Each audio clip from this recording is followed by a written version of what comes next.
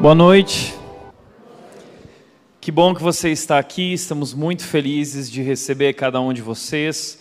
E hoje nós estamos encerrando a nossa série de mensagens desse mês de junho, série que se chama Renove. O objetivo dessa série foi despertar, renovar, reacender a chama em nossos corações, porque percebemos que de alguma forma a pandemia, o distanciamento produziu um esfriamento na nossa vida. Como nós sentimos falta desse tempo, afinal de contas, durante quase 1 ano e meio estivemos apenas em encontros online. Então, já que nós voltamos e retornamos, nosso objetivo foi dar uma injeção de ânimo e te convidar a relembrar quem é o nosso Deus e quão grande é o seu amor, quão perfeito é o plano que Ele tem para nós e o seu poder que nos dá forças para enfrentar os momentos difíceis que nós temos enfrentado.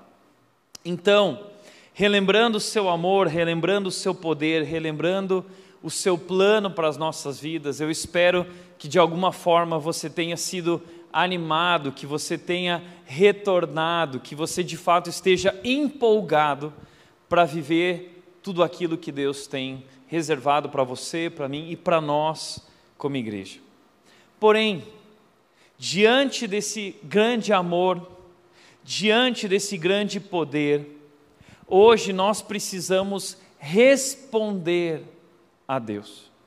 Esse grande amor, essa graça que foi derramada sobre nossas vidas, exige de nós uma resposta. E o encerramento da nossa série é sobre isso. Hoje eu gostaria de falar com você sobre renove o seu compromisso. Deus, através de tudo que fez, está fazendo e fará em nossas vidas, Ele nos convida a assumir um compromisso com Ele. Então hoje eu quero te lembrar a nossa história como igreja, para onde Deus está nos levando e como você pode também participar de tudo isso. Você que está chegando aqui na rede, talvez não sabia, mas somos uma igreja relativamente nova. Nós temos apenas 9 anos de existência. A rede começou há cerca de 9 anos atrás em uma garagem. Exatamente isso, uma garagem. Ali nós começamos com um pequeno grupo de pessoas que tinha um desejo muito grande, um sonho de viver uma igreja de verdade, uma igreja bíblica, uma igreja focada em Jesus, uma igreja contemporânea. E Deus fez algo precioso na vida dessas pessoas e Deus realizou o nosso sonho e hoje aqui estamos 9 anos depois, essa é a nossa história. Não somos mais 30 pessoas, agora somos cerca de 3.000 pessoas, 3.000 frequentadores da nossa igreja que se reúnem ou que estão online conectados. E isso é o que Deus fez ao longo desses 9 anos. E é interessante que hoje, não sei se você sabia, mas nós recebemos pessoas de 27 cidades da nossa região.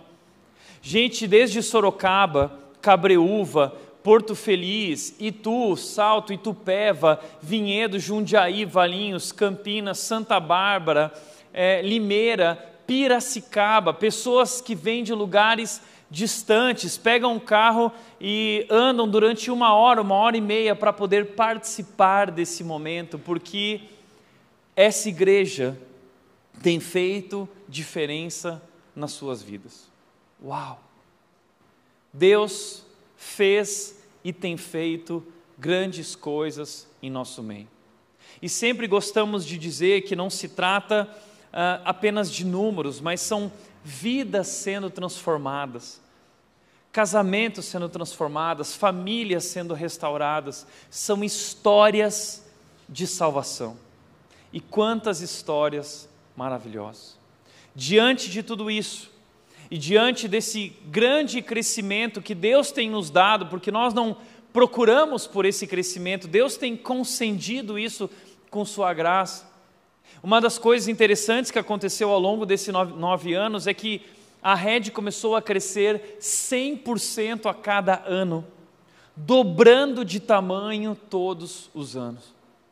Diante disso, nós entendemos que Deus estava fazendo algo especial e que Deus tinha coisas ainda maiores para vir.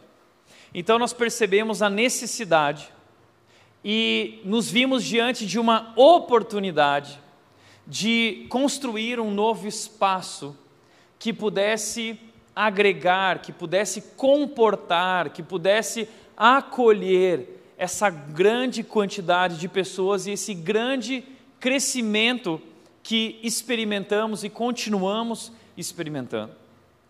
A rede, mesmo parada durante a pandemia dos encontros presenciais, cresceu de forma online. E hoje nós temos recebido, nesses domingos aqui do retorno, cerca de 100 a 150 visitantes por dia, por domingo, vindo aqui conhecer a rede pela primeira vez. Então temos entendido que o nosso crescimento não vai parar. Deus está entre nós, Deus está fazendo grandes coisas e Ele está nos convidando para um passo de fé, um lugar maior, um espaço para cerca de 2.000 pessoas, que nós vamos poder acolher todas essas pessoas que estão chegando e através de 3 cultos poderemos chegar a 6.000 pessoas no salão aos domingos, sem contar crianças e jovens, poderemos atingir 7, quem sabe 8.000 pessoas aos domingos. Por isso, Deus nos colocou diante dessa grande oportunidade, que é o projeto que nós temos chamado Infinitamente Mais. Porque Efésios 3:20 diz que Deus é capaz de fazer infinitamente mais do que tudo que nós pedimos ou pensamos, de acordo com o seu poder que atua em nós. Então, crendo nisso, e percebendo isso como igreja, sentindo isso e ouvindo de Deus isso como igreja, como equipe pastoral, como liderança, como diretoria, como membros da rede, nós tomamos essa decisão de dar esse grande passo na construção desse lugar. Nós só apresentamos isso de forma online. No ano passado, em novembro, nós falamos sobre o projeto Infinitamente Mais e ainda não tínhamos falado aqui presencialmente. Então essa série teve esse objetivo de renovar o amor em nosso coração, renovar a fé em nosso coração, a força em nosso coração, o sonho em nosso coração, para nós continuarmos trabalhando e construindo essa igreja que Deus tem colocado em nosso coração. Nós cremos que a rede não é um sonho meu ou de qualquer outra pessoa aqui, a rede nasceu no coração de Deus.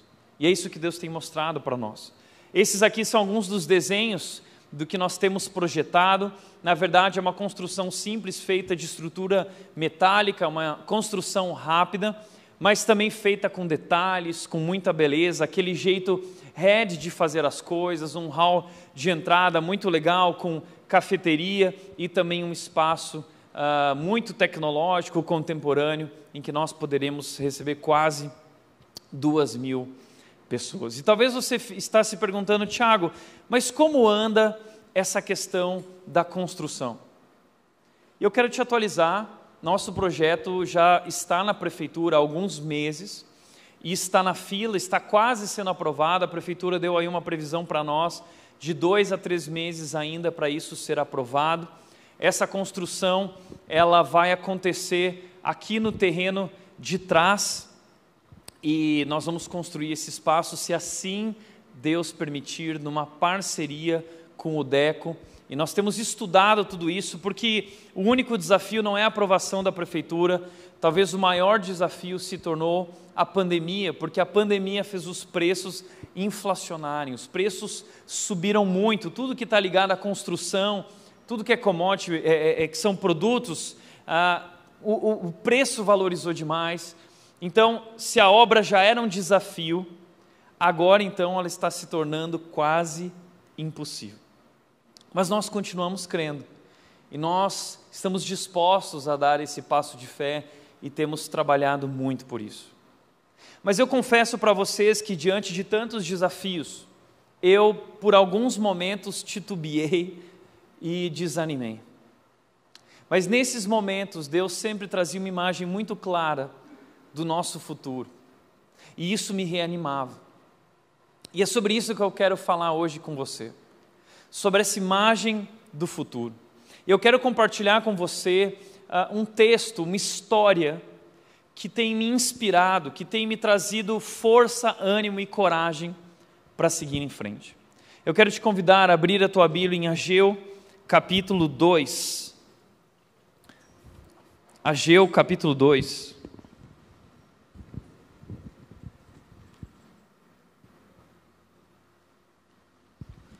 Você pode abrir sua Bíblia, ligar sua Bíblia no celular e nos acompanhar. Ageu, capítulo 2, versículo 4, diz o seguinte: Mas assim diz o Senhor, seja forte, Zorobabel, seja forte, o sumo sacerdote Josué, filho de Jeozadaque.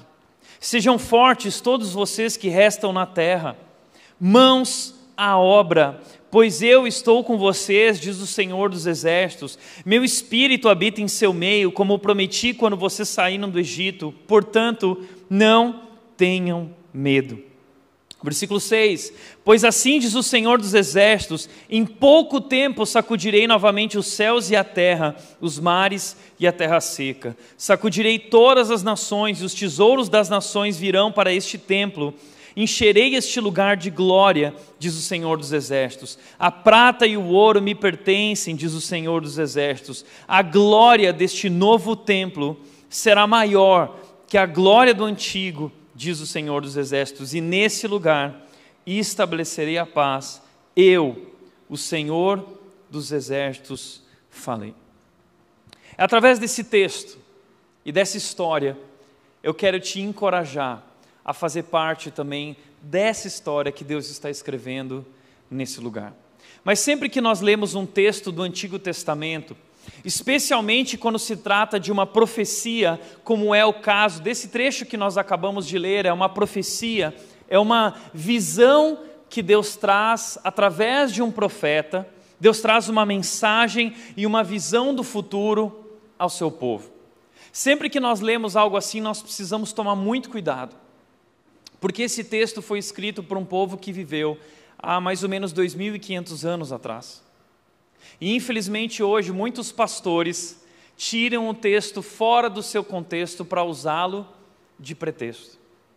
Então nós precisamos entender essa história, analisar essa profecia e essa visão a partir do seu contexto, compreendendo de fato quem é esse povo, qual é a história deles e o que Deus está querendo dizer então a nós através de tudo isso. E para que você entenda, a primeira coisa que você precisa entender de uma vez por todas é que a nossa Bíblia ela está dividida em duas partes.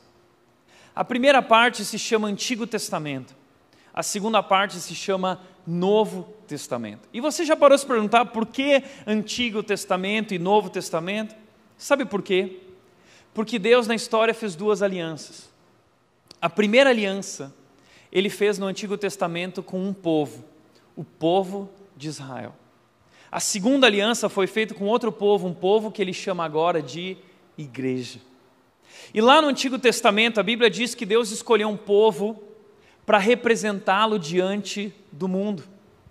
E esse povo se chama povo de Israel.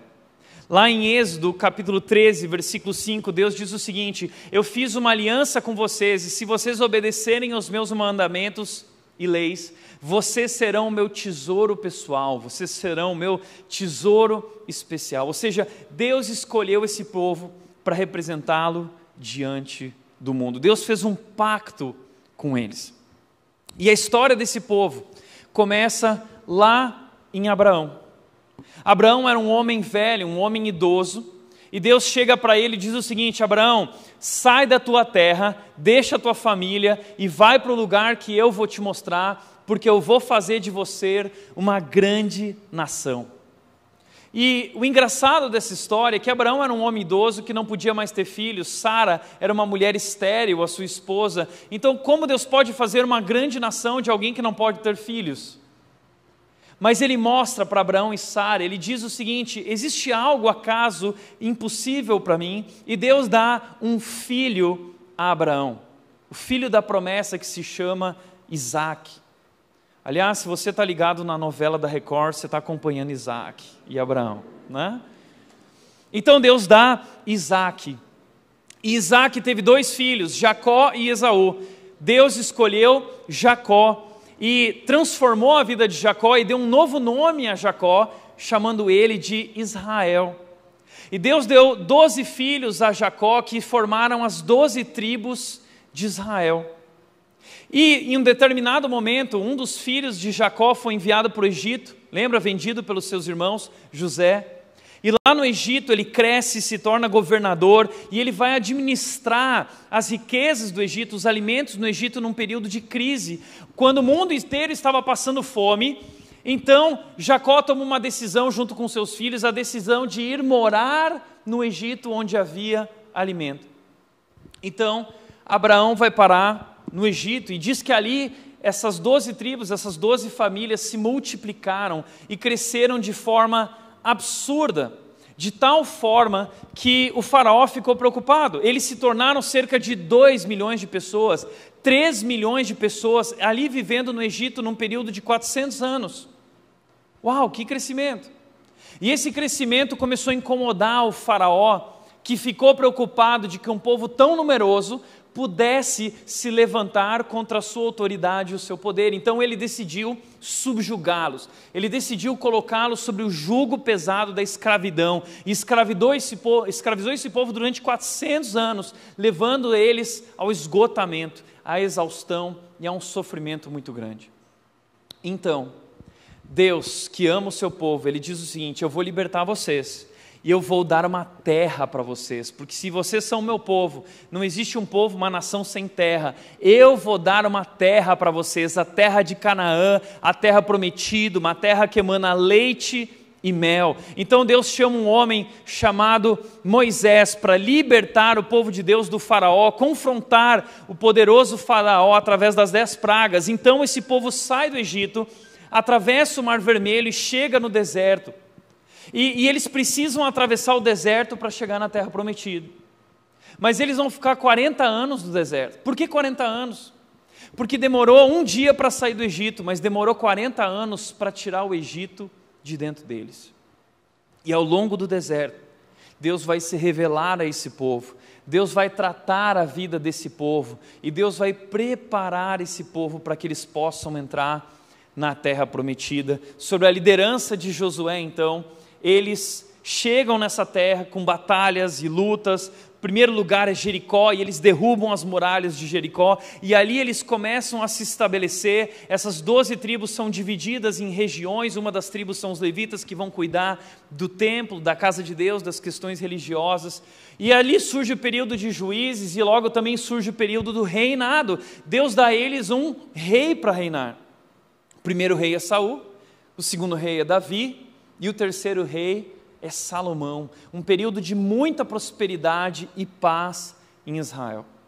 Mas logo depois de Salomão, o reino é dividido, existe um conflito, esses reinos são separados, o reino do norte e o reino do sul. O reino do norte teve vários reis e nenhum deles quis saber de Deus, eles abandonaram a Deus completamente, o que levou eles a sofrer as consequências por isso. E esse povo foi atacado por outros imperadores e impérios que acabaram destruindo a vida desse povo e trazendo uma miscigenação das raças. E eles perderam aquela pureza da raça do judeu, eles se tornaram os samaritanos, o que vai trazer um conflito para sempre entre o reino do norte e o reino do sul, os samaritanos e o povo de Judá. Judá também se esqueceu de Deus, e eles também sofreram as consequências por causa disso. A Bíblia diz que um homem chamado Nabucodonosor, o imperador da Babilônia, ele vem e ele ataca, e ele destrói o templo e rouba os tesouros preciosos do templo. Ele leva tudo e destrói aquela cidade, e leva os jovens mais inteligentes, como Daniel e seus amigos, e eles vão parar na Babilônia. E ali surge esse período no Antigo Testamento chamado cativeiro. São 70 anos que o povo de Deus vai se tornar novamente escravo e ser subjugado na Babilônia. Por quê? Porque abandonou a aliança, o pacto. Deixaram de obedecer a Deus e estão sofrendo as consequências por isso. Mas no meio desse cativeiro, Deus diz para eles que vai trazê-los de volta. Eles se arrependem, eles percebem que pisaram na bola, e então Deus traz esse povo de volta para a terra de Sião, que é Jerusalém, que é Judá. Eles voltam para casa depois de 70 anos. E o livro de Ageu, do profeta Ageu, se encontra exatamente nesse momento do retorno. Uau, você acabou de aprender o Antigo Testamento inteiro, tá legal? Então, aqui nós estamos nesse período do retorno, e é um momento muito empolgante para eles, porque eles estão voltando para casa, mas eles estão desanimados, porque quando eles voltam para casa, tudo que eles veem e têm é pobreza. Eles não têm mais casa, eles não têm mais colheita, eles não têm mais muros na cidade, o que trazia problemas para eles, o que os tornava frágeis diante dos outros povos vizinhos que poderiam atacá-los. Eles não tinham mais o templo, a casa de Deus, eles estavam pobres e não tinham recursos para reconstruir tudo isso. Por outro lado também, eles encontram escombros, os muros, o templo, tudo foi destruído. Existe muito trabalho pela frente. Além de tudo isso, eles estão diante de oposição, porque os samaritanos, o povo do norte, eles não querem que esse povo volte e reconstrua a cidade. O rei também Artaxerxes baixa um decreto impedindo que eles reconstruam o templo. Então, eles estão vivendo debaixo dessas dificuldades e isso leva eles ao desânimo. E pior, eles começam a olhar para trás. E eles lembram desse período do reino de Salomão, um período de riqueza, quando Salomão construiu o templo de Salomão glorioso, encharcado, cheio de tesouros e riquezas e pedras preciosas, construído com o cedro do Líbano. Além de tudo isso, paz. Um período que Israel experimentou paz. Coisa que hoje eles não têm mais, eles enfrentam oposição o tempo todo diante de perigo. Então eles estão desanimados, crise, 70 anos de crise, e agora eles estão de volta para casa, num momento muito difícil, sem esperança. E é nesse momento que Deus envia um homem chamado Ageu, um profeta. O profeta é alguém que tinha uma mensagem de Deus, uma mensagem sobre o futuro, uma visão sobre o futuro, encorajando esse povo a ter esperança, a arregaçar as mangas e trabalhar para lembrá-los de que Deus estava com eles. Não olhem para as circunstâncias, Deus está no meio de vocês. E essa mensagem de encorajamento, essa mensagem de ânimo, essa visão que Ageu traz ao povo de Israel, é a visão que eu quero hoje usar aqui para também animar você, para também encorajar você, para também desafiar você a se engajar na missão que hoje Deus tem para nós. Eu quero tirar dessa história 4 princípios sobre o nosso futuro, sobre aquilo que está diante de nós, mesmo diante das maiores dificuldades que temos enfrentado. Primeiro princípio que Ageu chama esse povo a viver é trabalhar com muito esforço. Ageu capítulo 2, versículo 4 diz: mas assim diz o Senhor, seja forte Zorobabel, o líder, seja forte o sumo sacerdote Josué, sejam fortes todos vocês que restam nessa terra, mãos à obra, pois eu estou com vocês. Mãos à obra. Chegou a hora de a gente pôr a mão na massa. Vamos trabalhar e teremos que trabalhar muito. Muros destruídos, o templo, a casa de Deus destruída, e Deus convoca esse povo então a pôr a mão na massa para reconstruir. E eles têm muito trabalho pela frente, muito trabalho. É por isso que 3 vezes ele usa a palavra aqui, seja forte, sejam fortes. Seja forte, porque a ideia aqui é fiquem firmes, sejam resilientes, porque vem muito trabalho pela frente. Muito trabalho. Trabalhar com muito esforço. Deixa eu te dizer uma coisa. Ao longo de toda a história, Deus fez grandes coisas. Nós lemos a Bíblia e vemos essas grandes coisas, tanto no Antigo Testamento quanto no Novo, ao longo de toda a história da igreja. Mas Deus sempre fez tudo isso através de pessoas fracas, simples e frágeis como nós. Como Paulo disse lá em 2 Coríntios capítulo 4, versículo 7, ele diz: mas temos esse tesouro, essa missão em vasos de barro, para mostrar que esse poder que a tudo excede provém de Deus e não de nós. Deus é o dono da obra, Deus é quem faz a obra, mas os agentes somos nós. Deus nos escolheu como instrumentos, Deus nos escolheu como ferramentas para participarmos daquilo que Ele está fazendo no mundo. A história é sobre Ele, Ele é o protagonista, tudo é sobre Jesus, mas Ele nos convida hoje a fazer parte da nossa história, dessa história. Ele nos convida pela sua graça a escrever essa história junto com Ele, e Ele nos usa apesar de quem nós somos. Então esse é o convite de Deus, não só a Israel, mas a nós. Mãos à obra. Deus tem um plano. Deus, desde o começo do mundo, vem escrevendo uma história.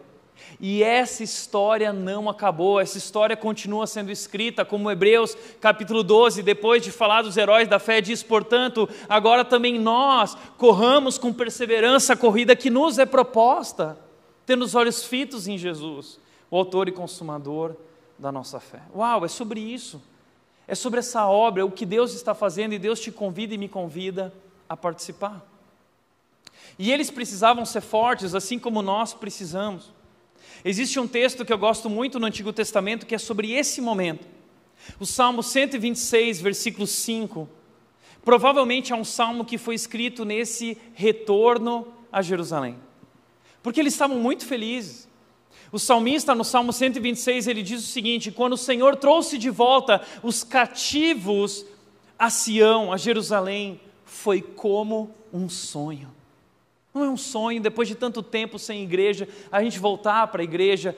Imagina eles, depois de 70 anos, foi como um sonho. E ele diz no versículo 3, grandes coisas fez o Senhor por nós, por isso estamos alegres. Mas eles olham adiante, eles enxergam a realidade ao seu redor, a construção, a necessidade de reconstruir suas colheitas, o muro, o templo, e eles entendem que eles vão precisar semear com lágrimas, trabalhar arduamente. E esse texto, os que semeiam com lágrimas colherão com gritos de alegria. Esse texto é um ditado do mundo antigo. Ele é um ditado que o povo de Israel usava e outros povos também usavam, conhecido como a lei da semeadura. É como os nossos ditados de hoje, como os nossos jargões. Eles tinham um jargão no passado e a Bíblia repete isso o tempo todo, do começo da Bíblia até o final. A lei da semeadura. Aquilo que nós plantamos, nós vamos colher. Existe hora de plantar e existe hora de colher. Gálatas vai dizer: de Deus não se zomba, pois aquilo que o homem plantar, ele colherá. A Bíblia fala sobre isso o tempo todo. Por quê? Porque isso é muito importante. A lei da semeadura mostra que o momento de plantar é um momento de sacrifício, é um momento de derramar lágrimas, mas aqueles que semeiam com lágrimas colherão com gritos de alegria. Isso é algo que a nossa geração se esqueceu. Nós somos uma geração que gosta de desfrutar. Nós somos uma geração que quer resultado máximo, porém, sem esforço. Nós estamos sempre buscando um caminho mais fácil, o famoso atalho. A gente quer chegar lá mais rápido, mas ninguém quer se dedicar, ninguém quer construir, mas tudo na vida é construído com muito esforço. Um grande casamento não acontece, ele é construído com muito sacrifício, semeando com lágrimas. Uma grande história na vida, uma grande carreira, uma grande igreja, não acontece simplesmente. Tudo isso é construído com muito sacrifício, semeando com lágrimas. E esse povo, o povo de Israel, entende que eles estão diante de um momento de sacrifício. E eu creio que nós estamos também diante de um momento de sacrifício, um momento de semear com lágrimas. Nós já colhemos muito até aqui. E o resultado do que nós temos colhido até aqui é fruto de pessoas que semearam com lágrimas. Uma dessas pessoas que semeou com lágrimas na nossa história, eu quero ressaltar, essa é uma das tantas histórias que eu poderia contar para vocês. É a história do Diego, nosso guitarrista que estava tocando hoje aqui. Lá no começo, em 2012, quando nós começamos a Red, nós tínhamos vários sonhos, uma visão para o futuro. Nós queríamos construir um time musical excelente, uma banda excelente. E nós começamos a trabalhar por isso todos os sábados, todos os domingos, e nós montávamos o equipamento. A gente não tinha nem dinheiro para caixa de som, pegamos emprestado, ganhamos caixa de som emprestado, a gente montava, desmontava, botava no carro, levava para casa, trazia de volta, ensaiava durante a semana, aquela loucura. E o Diego trabalhando, tinha um bom emprego numa grande empresa da nossa região, estabilidade, carreira, só que aquele emprego exigia dele os finais de semana, o sábado e o domingo. E ele queria fazer parte desse sonho, ele queria construir tudo isso. E ele tomou uma decisão. Ele sacrificou o emprego dele e ele decidiu fazer uma mudança de carreira por um emprego mais simples, uma vida mais simples, um padrão mais simples, para poder viver esse grande sonho. E começou a se dedicar todos os domingos, trabalhando, e semeando com lágrimas, para que hoje nós pudéssemos estar aqui e desfrutar um louvor tão lindo como nós desfrutamos, para que você pudesse, no seu trabalho, ligar o Spotify e ouvir a Red, aquelas músicas lindas e inspiradoras, porque hoje nós colhemos com cantos de alegria, mas alguém semeou com lágrimas. E ele não foi a única pessoa. Desde o começo nós tivemos pessoas que acreditaram e que decidiram fazer parte e semearam com lágrimas. E o que eu quero dizer com isso é que Deus tem grandes coisas por vir. Eu creio que Deus está prestes a fazer coisas novas no nosso futuro. E se nós queremos continuar colhendo com alegria, nós precisamos semear com lágrimas. Temos muito trabalho pela frente.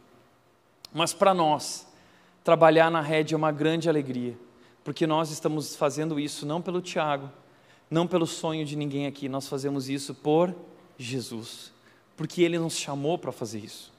E nós fazemos tudo o que nós fazemos com muita excelência. Por que nós gostamos de fazer tudo com excelência?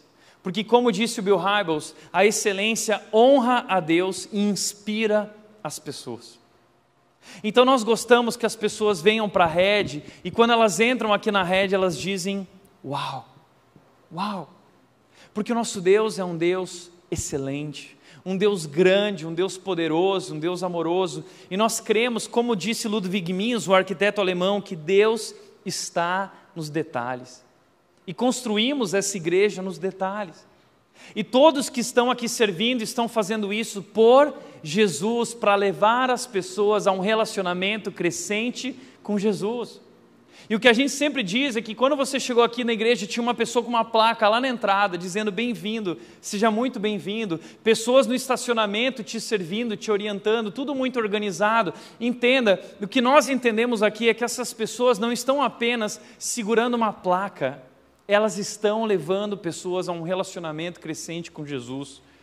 Quem está na mesa de som apertando um botão, não está só apertando um botão, através de apertar esse botão, está levando pessoas a um relacionamento crescente com Jesus. Quem está lá no estacionamento, nossos voluntários, debaixo de sol, debaixo de chuva, debaixo desse momento de frio, eles estão lá servindo, levando pessoas a um relacionamento crescente com Jesus. Tudo isso é sobre Jesus. E sempre digo que o palco da Red não é onde eu estou pregando, mas é onde nossos voluntários estão servindo. Todos nós estamos pregando o Evangelho e levando pessoas a um relacionamento crescente com Jesus, cada um na sua função. E porque entenderam o amor de Deus, nossos voluntários decidiram servir com o CEP, o que nós chamamos de CEP, compromisso, excelência e paixão. E gostamos que tudo seja construído com excelência. Cada ambiente, porque entendemos que tudo comunica uma mensagem. Cada ambiente comunica também uma mensagem. Não pregamos o Evangelho só com nossas palavras, mas com nossas atitudes, com o nosso lugar, a nossa casa que nós recebemos as pessoas e queremos receber muito bem. Isso faz diferença. Eu contei hoje aqui uma experiência de uma pessoa que veio de outra religião, e ela veio conhecer a Red, sentou ali, e de repente eu comecei a pregar o Evangelho, e ele se sentiu muito incomodado com a verdade da palavra de Deus, e ele se levantou e ele foi para o banheiro. E ele ficou incomodado, pensando, e quando ele chegou no banheiro, ele deu de cara com um ambiente irresistível, porque a nossa visão foi construir um banheiro irresistível, tá? E a gente queria que o banheiro fosse cheiroso e limpinho, e devido aos protocolos agora não temos mais essas coisas, mas Listerine, balinha, tinha tudo no banheiro, e ele entrou no banheiro, ele olhou para aquilo e falou assim, eu nunca vi isso, eu nunca vi essa excelência, e aquilo levou ele a pensar e refletir, ele falou assim, não, peraí, eles devem ter uma mensagem importante para falar. E ele voltou, ele ouviu a mensagem, e ele foi quebrantado, ele se rendeu a Deus, conheceu Jesus, está para se batizar, um testemunho de conversão incrível de uma pessoa que conheceu Jesus lá no banheiro. Começou lá no banheiro. Então cuidado quando você for no banheiro, ok? É por isso que nós fazemos tudo com excelência, e é por isso que dá trabalho, e por isso que nós temos buscado ser fortes para fazer esse trabalho. Então nós trabalhamos com muito esforço, e se nós queremos dar esse passo, e se queremos chegar no lugar que Deus está nos convidando aí, nós precisamos todos juntos trabalhar com muito esforço. Porque infelizmente, existe hoje uma cultura dentro de igreja de frequentadores, que não vão para servir e contribuir, vão apenas para consumir. Infelizmente, nós levamos essa mentalidade consumista do mundo para dentro da igreja. E a gente vai na igreja, a gente senta no banco, a gente quer ouvir uma palavra legal, a gente quer cantar uma música legal, mas você não faz parte daquilo. E igreja não existe para o seu entretenimento, a igreja existe para levar você a um relacionamento crescente com Jesus, e você não vai crescer em um relacionamento com Jesus se você não decidir servir com Jesus, servir a sua vida, dedicar a tua vida a Jesus. Jesus serviu os discípulos e depois disse aos discípulos, agora vocês vão e façam o mesmo. Então quem é discípulo de Jesus é convidado a servir. Só que infelizmente esses consumidores geralmente são aqueles que mais dão trabalho dentro de igreja. Pessoas que só consomem, pessoas que só criticam. Já conheceu esse grupo dos críticos? Esse é o grupo dos críticos. Eles estão ali, eles não contribuem, eles não servem, mas eles gostam de palpitar, dar palpite sobre tudo, e eles se tornam obstáculo. Eles não estão só na igreja, eles estão no seu condomínio, eles estão no seu Facebook, eles estão no seu Instagram, eles foram chamados pelo capeta para ser o espinho na carne na sua vida, te enchendo o saco o tempo todo, tá? Então, o que a gente sempre diz é o seguinte, quem não trabalha, dá trabalho. Quem não trabalha, dá trabalho. Então deixa eu te dizer uma coisa, a nossa visão como igreja é que todo aquele que é membro da Red é um voluntário que está servindo. Então venha fazer parte disso junto com a gente e construir essa igreja junto com a gente, ok? Segunda coisa, segundo princípio que a Ageu vai trazer para esse povo é o seguinte, depender da presença de Deus. Ele diz no versículo 5, meu espírito habita em seu meio, como prometi quando vocês saíram do Egito, portanto, não tenham medo. É interessante que Ageu lembre esse povo que tudo que eles estão para fazer, todo esse esforço não depende da capacidade deles, mas Deus está no meio deles, habita no meio deles, e é esse Deus que os capacita. O mesmo Deus que tirou esse povo do Egito, dando para eles uma promessa, esse é o mesmo Deus que agora vai ajudá-los a reconstruir. E eu gosto de lembrar isso, nós precisamos lembrar isso, que nós estamos falando do mesmo Deus. O mesmo Deus que nós servimos aqui na igreja Red, é o Deus que tirou esse povo do Egito e fazendo-os enfrentar o faraó, abrindo o mar vermelho, conduzindo eles através do deserto com a nuvem, com a coluna de fogo, com o maná, dando-lhes água e sustento, dando-lhes a terra prometida e nos trazendo Jesus que deu a sua vida naquela cruz. Esse é o mesmo Deus que está hoje aqui habitando entre nós, nos trazendo essa visão e nos convidando para marchar com coragem diante do futuro que Ele tem colocado para nós. Uau! Então Ele diz, portanto, não tenham medo. Eu sei. Às vezes dá medo, não dá? às vezes eu chego em casa e falo assim, Tiago, o que você está fazendo? Porque é loucura. Deus tem feito grandes coisas, Deus está nos convidando a marchar com coragem, Deus fez grandes coisas até aqui, fará coisas maiores além daqui, mas nós precisamos seguir com coragem. E lembrar que não depende de nossa força ou capacidade, nada do que vivemos até aqui tem a ver com quem nós somos, com o nosso potencial ou capacidade, sempre foi Deus. Por isso eu gosto de lembrar da mensagem também de Zacarias. Zacarias é um profeta contemporâneo de Ageu, também animou aquele povo dizendo o seguinte: assim diz o Senhor a Zorobabel, não por força, nem pelo poder de vocês, mas pelo meu Espírito, diz o Senhor dos Exércitos. É Deus em nós e através de nós que nos usa para fazer essa obra. Por isso, esse é o texto da nossa campanha, Efésios 3:20, que diz: toda a glória seja dada a Deus, que por seu grandioso poder que atua em nós, é capaz de realizar infinitamente mais do que poderíamos pedir ou imaginar. É através do grande poder de Deus que atua em nós, e atua através de nós, e é capaz de fazer infinitamente mais. Ele fez o impossível na cidade de Éfeso, Ele fez o impossível no Egito, Ele fez o impossível em Jerusalém, e Ele continua fazendo o impossível hoje em Indaiatuba, em São Paulo e no Brasil, seja onde for. Nós precisamos ampliar a visão de quem é o nosso Deus e da grandeza do seu poder, porque eu creio de todo o meu coração que Deus está nos chamando diante da iminência do seu retorno, porque eu lembro que quando eu deixei o Rio Grande do Sul, o entendimento no meu coração que Deus me dava é que era urgente, e eu entendi o seguinte: se não somos a última geração, somos uma das últimas gerações antes do retorno de Jesus, e Deus está nos chamando para dar a vida por essa missão, levando o nome de Jesus e levando salvação. Portanto, quero lembrar aquilo que disse John Haggai: não espere pouco de um Deus que pode tudo.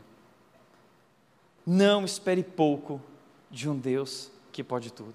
E creio de todo o meu coração que viveremos grandes coisas. Toda a glória seja dada a Deus, que é capaz de fazer infinitamente mais, de acordo com o seu poder que atua em nós. Deus chama esse povo a crer, colocar a mão na massa, entendendo que a força vem dele. A nossa força virá dele. Terceiro lugar, Ageu continua dizendo nos versículos 7 e 8: sacudirei todas as nações, e os tesouros das nações virão para este templo. A prata e o ouro me pertencem, diz o Senhor dos Exércitos. Sabe que eles estavam diante de um problema. Eles não tinham recursos. Eles não tinham condições de reconstruir o templo, a casa de Deus. Eles não tinham condições de reconstruir os muros. Eles estavam passando necessidades pessoais, as suas próprias casas estavam caídas e eles precisavam construí-las. E Deus traz esse povo para o foco porque eles se perderam, eles tinham prioridades distorcidas, porque eles decidiram construir suas próprias casas, investir no seu próprio conforto, ao invés de investir no templo, na glória de Deus, na casa de Deus, na presença de Deus entre eles. Então suas prioridades distorcidas os fizeram viver um momento de dificuldade. Então Deus chama esse povo a entender: não, é isso que vocês precisam fazer, construir esse lugar. Então Deus diz o seguinte: não se preocupem, porque os recursos sou eu quem vou dar. E isso é tão maravilhoso, porque eu lembro quando eu deixei o Rio Grande do Sul, eu lia um homem chamado Hudson Taylor. Eu gostava de ler as histórias de Hudson Taylor, um missionário que foi para a China, e Hudson Taylor, ele dizia o seguinte: a obra de Deus, feita de acordo com a vontade de Deus, jamais terá falta dos recursos de Deus. E hoje, quando eu olho para trás, e eu vejo o que Deus fez, eu acho inacreditável, porque não havia nada, e no começo da rede não tinha nada.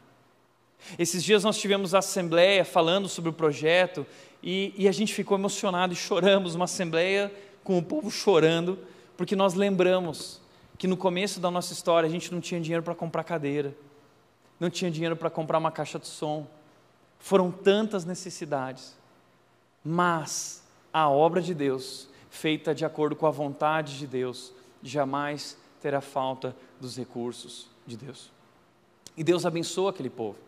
Deus, como diz o texto, sacudiu aquelas nações, porque o império babilônico se foi, e o império medo-persa já também se vai, e o império grego virá, e esse império também será destruído, e depois veio o império romano, e o império romano também não aguentou, mas a obra de Deus, o império de Deus continua sendo construída, o reino de Deus prevalece.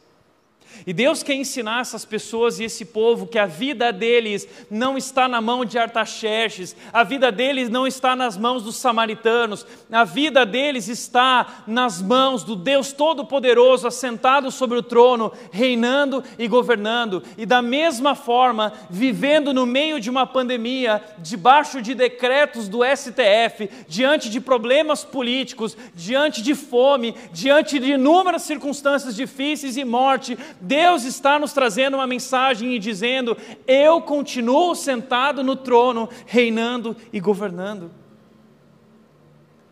E nós precisamos entender isso, quem é o nosso Deus, e que Ele é dono de toda a prata e todo o ouro, e Ele pode mover o mundo, Ele pode mover o coração do rei, como Ele moveu Artaxerxes para depois enviar Neemias com todos os recursos que ele precisava para reconstruir os muros. Foi o que Deus fez, e Ele continua movendo o coração do rei.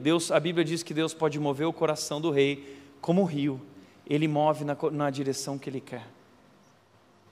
Só que nós precisamos fazer parte disso, porque Deus está nos chamando para investir nisso, porque muitas vezes, assim como o povo de Israel, nossas prioridades estão distorcidas.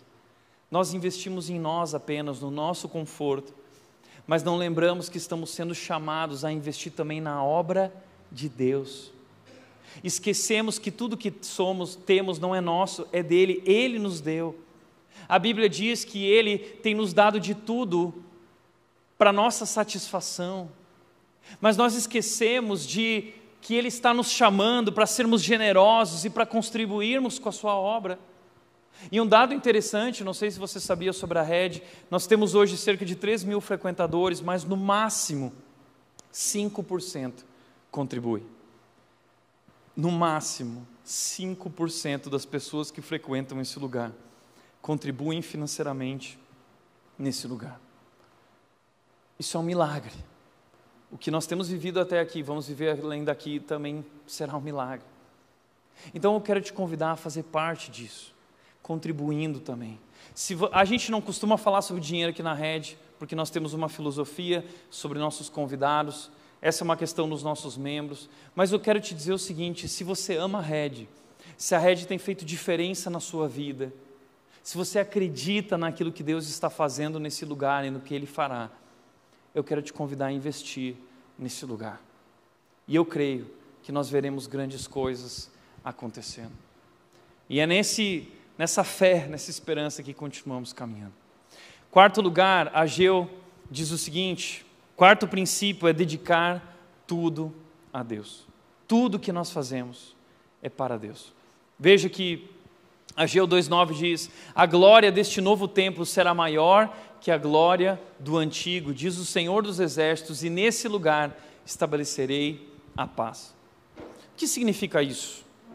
A glória deste novo templo será maior que a glória do antigo. Muitos pastores gostam de usar esse trecho, esse momento, para falar sobre construção e dizer: olha, a glória do novo templo vai ser muito maior do que esse templo aqui. Isso está errado, tá? A gente não pode usar o texto dessa forma, porque não é disso que o texto está falando. O que o texto está falando? Eles estavam construindo esse novo templo, e esse templo era pequeno, era menor que o templo de Salomão, porque o templo de Salomão foi construído num momento de muita riqueza e prosperidade, e Salomão caprichou, Salomão trouxe o cedro do Líbano, Salomão trouxe todo o ouro e toda a prata, e diz que no Santo dos Santos havia mais ou menos 600 quilos de ouro. ele era suntuoso, ele era enorme, era o lugar da presença de Deus, onde o povo poderia buscar e adorar a Deus. Mas eles estão desanimados porque esse novo templo é menor, é pequeno, não há tesouro, não há riqueza. E Deus vem e diz o seguinte: vocês não entenderam, a glória desse templo novo é muito maior do que a glória do antigo. Por quê? Sabe por quê? Por duas razões. A primeira razão, por causa da presença de Deus nesse templo. Porque esse templo que eles estão construindo, um dia vai receber fisicamente o Rei dos Reis, Jesus Cristo, feito carne, encarnado, o Deus entre nós. Ele entra nesse templo que será construído por eles, que foi reformado depois por Herodes, imperador romano, que foi lá e investiu. E Jesus Cristo um dia será apresentado por José e Maria, aquele bebê que veio ao mundo será apresentado nesse lugar ao profeta. Depois Jesus Cristo vai voltar a esse templo para falar, para ensinar nesse lugar. É por isso que a glória desse é maior, não é uma glória material, é uma glória espiritual, porque o Deus entre nós virá, entrará nesse lugar. E a Bíblia diz em Colossenses 1,15, diz que o Filho é a imagem do Deus invisível. Hebreus 1,3 diz o seguinte, que o Filho é o resplendor da glória do Pai, a expressão exata do seu ser. O Deus invisível, feito carne, ele entra nesse lugar. A glória desse novo templo será maior. Mas segundo lugar, não será maior apenas por causa da sua presença, será maior também por causa da paz que esse novo templo trará. Sabe por quê? Porque através desse momento da vinda de Jesus, será feita uma oferta por Deus. Jesus Cristo veio ao mundo para ser essa oferta pelo nosso pecado. Porque no Antigo Testamento, se você queria adorar a Deus, você tinha que ir até o templo e entregar uma oferta para um sacerdote, que entrava no Santos dos Santos e pedia perdão pelos teus pecados, era um intermediário. E você levava lá um cordeiro, o cordeiro era sacrificado, ele levava sobre si. Mas a Bíblia diz em Hebreus que tudo isso, o templo, o Santo dos Santos, o Cordeiro, eram sombras, essas regras de adoração eram sombras que apontavam para aquele que estava por vir, o Cordeiro de Deus, o sacrifício vivo, perfeito, sem mácula, que veio ao mundo para dar a vida em nosso lugar, e Ele adentrou o mais perfeito tabernáculo, e Ele ofereceu o sacrifício completo e obteve para sempre eterna redenção, eterna salvação. E a Bíblia diz que quando Jesus estava na cruz, pagando o preço, fazendo esse sacrifício, Ele disse: está consumado, tetelestai, está pago, eu paguei o preço, já não há mais separação, já não há mais condenação. Romanos 5,1, Paulo diz: agora pois fomos justificados pela fé, e temos paz com Deus através do que Jesus Cristo fez.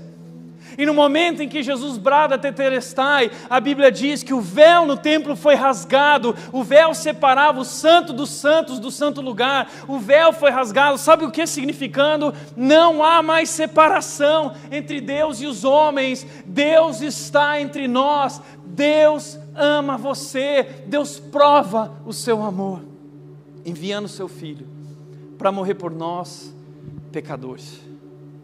E então Ele estabelece paz. E que paz é essa? Em primeiro lugar, é paz com Deus, é uma paz relacional.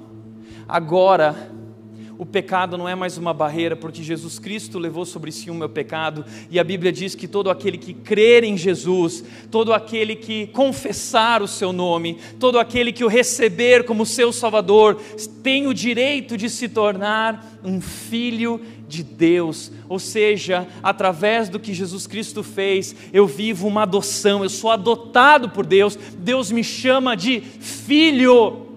E agora, como filho, nós nos tornamos esse tesouro pessoal de Deus, esse tesouro especial de Deus. Uau!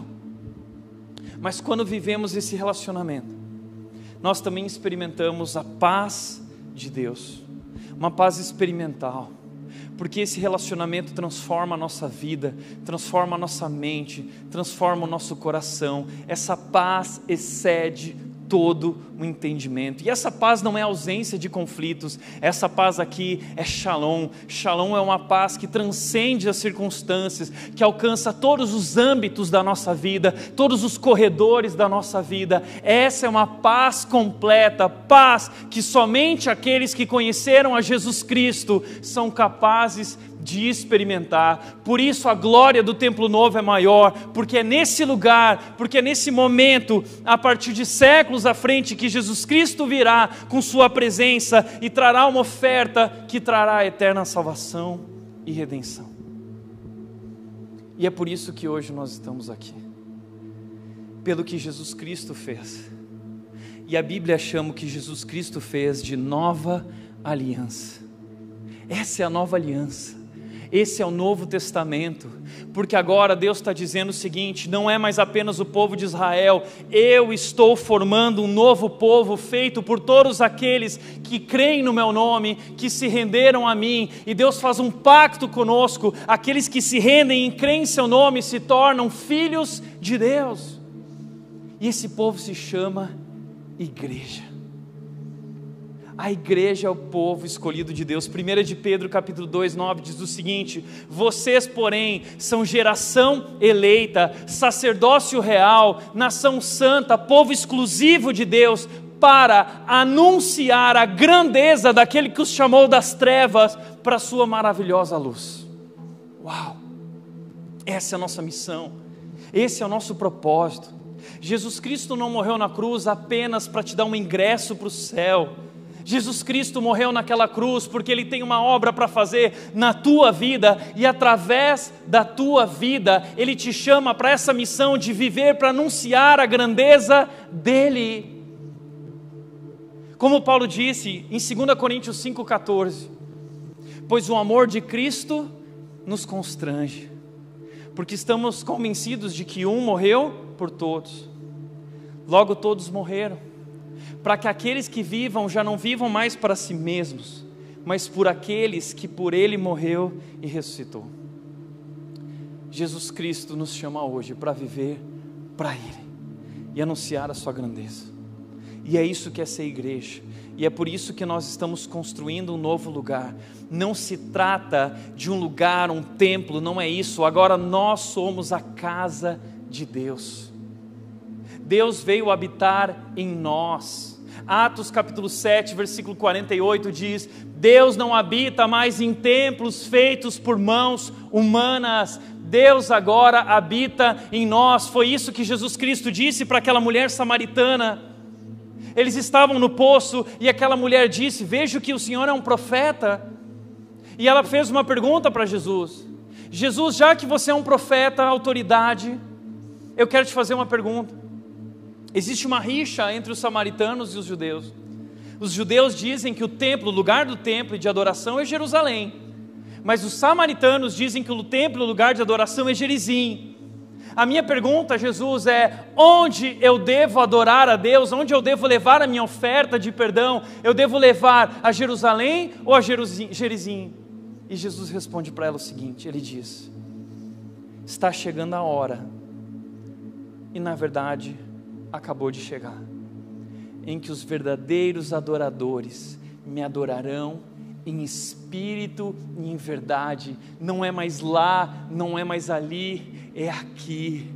A partir daquilo que eu farei na cruz por você, eu vou habitar agora dentro de você, e a sua vida, você será um sacrifício vivo. O templo, por isso Paulo disse o seguinte, Romanos 12:1, ele diz: portanto, diante da misericórdia de Deus, ofereçam a sua vida como um sacrifício vivo, santo e agradável a Deus, que é o culto racional de vocês. Ou seja, a nossa resposta a esse amor, a nossa resposta a essa paz, a nossa resposta a essa graça, é a nossa vida oferecida em sacrifício vivo a esse Deus.